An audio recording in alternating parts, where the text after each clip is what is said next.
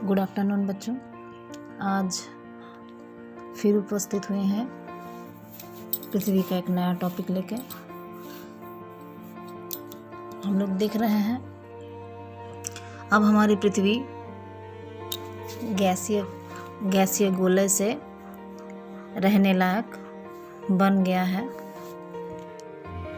ये blue colour का जो दिख रहा है हम लोग को, ये ब्लू सरफेस जो दिख रहा है ये पानी है, और ये जो ब्राउन कलर का दिख रहा है यहाँ जो भी दिख रहा है ये सभी है स्थल भाग, जहाँ हम लोग रह रहे हैं। प्राणी, जीव जंतु, पेड़ पौधे सभी रह रहे हैं। देखिए इस चित्र में हम लोग देखेंगे ये हमारे चंद्रमा है जो कि पृथ्वी का चक्कर लगाता है। हम कल बताए थे कि थिया नामक एक ग्रह का पृथ्वी से टक्कर के कारण चंद्रमा नामक उपग्रह का उत्पत्ति हुआ था। तो ये चंद्रमा जो दिख रहा है आपके सामने, ये चंद्रमा है, और चंद्रमा का देखिए शैडो गिर रहा है। ये चंद्रमा का शैडो है जो पृथ्वी के ऊपर गिरता है। जब शैडो पृथ्वी के ऊपर गिरता है तो आप अंदाज़ा लगाइए कि इधर कुछ ना कुछ प्रकाश है। प्रकाश के कारण ये रोशनी को जाने से रोक रहा है चंद्रमा, और पृथ्वी में चंद्रमा का शैडो गिर रहा है। यहाँ पे आपको दिख रहा है पृथ्वी में चंद्रमा का शैडो गिर रहा है। तो ये यहाँ पे हम लोग सूर्य है हमारे, और सूर्य की रोशनी को कौन रोक रहा है पृथ्वी तक जाने के लिए? चंद्रमा। तो यहाँ जो पृथ्वी में रहने वाले लोग हैं वो चंद्रमा बीच में आ जाने के कारण सूर्य को नहीं देख पाएंगे, क्योंकि चंद्रमा का छाया उसके ऊपर गिर रहा है। तो इस जगह पे अवस्थित जितने भी लोग हैं उस समय सूर्य ग्रहण मानेंगे, क्योंकि सूर्य नहीं दिखा जाएगा उस समय। इसी के कारण सूर्य ग्रहण होता है। आगे जाके फिर हम डिटेल्स में पढ़ेंगे। अभी हम लोग देखिए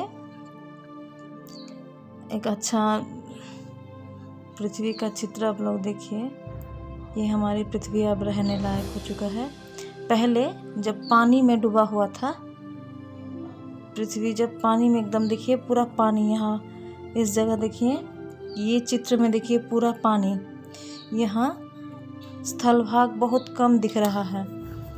तो उस समय पृथ्वी में जीव का अस्तित्व नहीं था, पानी में सब डूबा हुआ था। फिर धीरे धीरे सूर्य के बाष्पीभवन, सूर्य के प्रकाश के कारण जो बाष्पीभवन हुआ उससे जो है पृथ्वी हमारी हरी भरी हो गई। ये देखिए, ये हम लोग अब रहने लायक बना लिए अपने पृथ्वी को। ये हमारे भारत है, दिख रहा है आपको, ये भारत हम लोग रह रहे हैं। आज हम बताएंगे, ये तो मोटा मोटी आप लोग देख रहे हैं पृथ्वी। अब हम बताएंगे कि पृथ्वी का मूवमेंट, पृथ्वी ऐसे खड़े नहीं है जैसे आपको दिख रहा है स्थिर चित्र। ये पृथ्वी इस प्रकार खड़े नहीं है। अब पृथ्वी कैसे मूवमेंट कर रहे हैं हम दिखाते हैं। देखिए इस चित्र में, देखिए इस एनिमेशन में देखिए पृथ्वी का मूवमेंट। पृथ्वी घूम रहा है, आपको दिख रहा है पृथ्वी घूम रहा है। अब हम बताते हैं आपको पृथ्वी का कौन सा हिस्सा क्या कहा जाता है। पृथ्वी का ये जो हिस्सा दिख रहा है आपको, ये हो गया उत्तरी ध्रुव। ये जो हो गया आपका दक्षिणी ध्रुव। इधर हो गया आपका पूरब, और इधर हो गया पश्चिम। पृथ्वी का 4 दिशा हम दिखाए हैं, उत्तर, दक्षिण, पूरब और पश्चिम। आपका पृथ्वी मूवमेंट होते हुए आपको दिख रहा है। अब आप बता सकते हैं आराम से कि पृथ्वी जो है पश्चिम से पूरब की ओर मूव कर रही है ना? आपको दिख रहा है पश्चिम से पूरब की ओर मूव कर रही है, यानी कि घड़ी के जो सुई है उसकी ठीक उल्टे दिशा से, घड़ी का सुई इस तरह से घूमता है और ये मूवमेंट कैसा हो रहा है, उल्टा ऐसे। तो पृथ्वी का मूवमेंट किस तरह से होता है,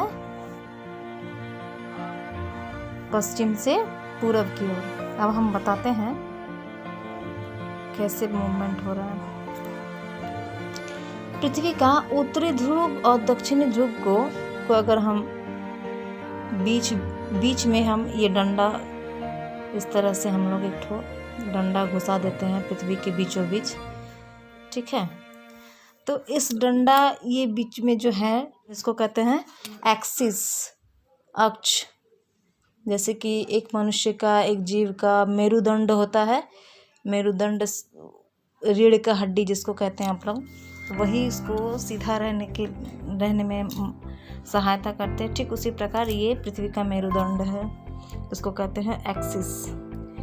एक्सिस के चारों ओर पृथ्वी का आवर्तन, घूर्णन होता है। ये एक गति है। नंबर 1, ये एक मूवमेंट है पृथ्वी का, ठीक है। इसको कहते हैं रोटेशन।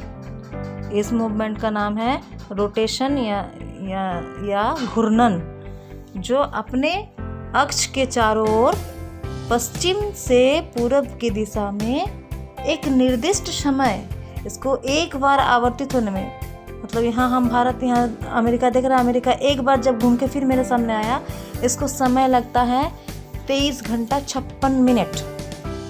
मोटा मोटी हम लोग इसको 24 घंटा पकड़ते हैं। यानी कि एक बार पृथ्वी का पूरा मूवमेंट होने में, पीछे घूम के फिर आते हैं जो, इसमें समय लगता है 23 घंटा 56 मिनट। ये हो गया पृथ्वी का एक मूवमेंट। अब हम बताते हैं पृथ्वी का दूसरा मूवमेंट। देखिए यहाँ आपको दिख रहा है, ये है हमारे सूरज।